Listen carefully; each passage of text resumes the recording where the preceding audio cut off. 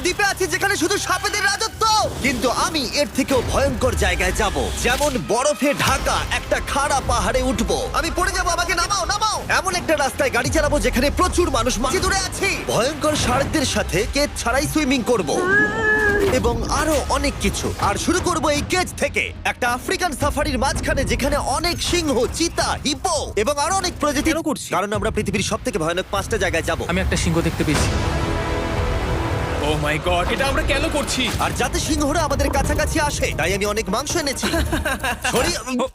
কেজের চারপাশেও ঝুলিয়ে দেব।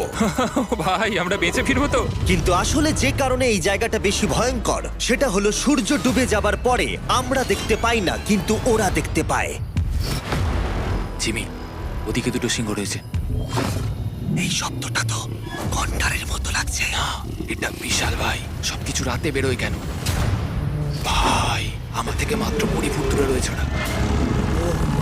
সিংহগুলো আমাদের চারপাশে ঘুরেই যাচ্ছিল। আমরা হয়তো এই ভিডিওটা করতে গিয়ে মারাই যাবো। আর এটা তো সবে শুরু, আরো অনেক বেশি ভয়ানক হতে চলেছে। শেষে থাকবে এমন একটা দ্বীপ যেটা সম্পূর্ণ বিষাক্ত সাপে ভরা। আর এবার আমরা আইস ক্লাইম্ব করব একটা বিশাল ভয়ানক ঠান্ডায় জমে যাওয়া জলপ্রপাত। এখান থেকে ফিরে আসার মধ্যে যে কোনো একটা পথ দিয়ে এই বিশাল খাড়া পাহাড়ে উঠতে হবে এই ব্লেডেড বুটস আর এই আইস পিক্সের সাহায্যে। আমার জীবনে করা এটা সবথেকে ভয়ানক জিনিস। আমার জন্য প্রার্থনা করো। জিমি, তুমি চাও আমরা এই পাহাড়টায় চড়ে ওপরে উঠি?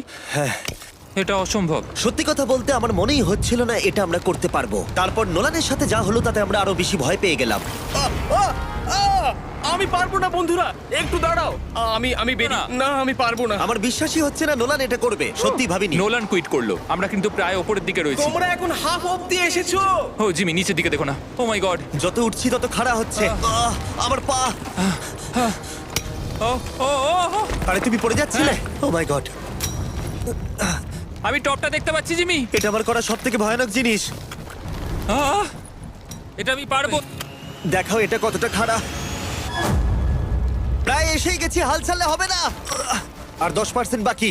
আমি এখন কাঁদতেও পারছি না। যদিও এসব করা আমার একেবারেই উচিত নয়। তুমি প্রায়- কোনো মতে এই জলপ্রপাতের উপরে উঠতে পারলাম। আমরা পেরেছি ভাই। আমরা পেরেছি। আহ, কিন্তু আমার মনে হয় নোলান একদম ঠিক করেছে।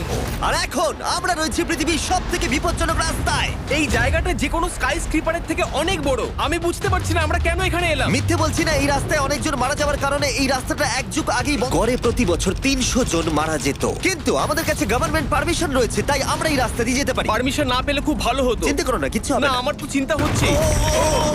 এবার বুঝতে পারছি কেন ডেথ রোড বলে। কিন্তু তুমি দেখো, তোমার জীবন আমার হাতে রয়েছে, তাই তুমি এরকম না, বলো তোমার না। জীবন আমার হাতে রয়েছে। দেখো স্টিয়ারিংটা মনে হচ্ছে কেঁপে উঠলো। চেয়ারের দিকে হাত ছড়িও না। আমরা এখন মৃত্যু থেকে মাত্র 7 ইঞ্চি দূরে আছি। আমরা খাদের খুব কাছে রয়েছি। সাবধানে সাবধানে সাবধানে। ফ্ল্যাশ করছে, ফ্ল্যাশ করেই যাচ্ছে আচ্ছা, বারবার। আর যদি তোমরা ভাবো এটাই সব থেকে বিপজ্জনক, তাহলে বলে রাখি আমাদের রাস্তায় আরো 3টে বিপজ্জনক স্পট বাকি আছে। রাস্তা আস্তে আস্তে আরো সরু হয়ে যাচ্ছে। এই জায়গা God! দেখো, ওই জায়গাটার টায়ার কিন্তু মাটিতে থাকবে না, দেখতে পাচ্ছো? হ্যাঁ, সেটা আমি দেখতে পাচ্ছি। ও মাই গড, দেখো খাদটা ও, কতটা দাঁড়াও। গভীর। নোলান, তুমি কি একটু গাইড করতে পারবে? অবশ্যই, গাড়ি থেকে নামতে পারলে খুবই খুশি হব। পড়ে যেও না ভাই। এটা কি? একবার দেখো খাতটা কতটা গভীর। সত্যি অনেক গভীর। এখান থেকে একটা ওয়াটার হ্যাঁ, এখান থেকে আমাকে বার করো। ঠিক আছে। হে, হে, এটা তো আমাদের গাড়িটা খাদের একেবারে কিনারায়। গাড়ির চাকা এই গভীর খাদের একদম পাশ দিয়ে যাচ্ছে। এটা পাগলামো। সাবধানে, এই জায়গাটা ঢালও রয়েছে আর খুব স্লিপও আছে। এগিয়ে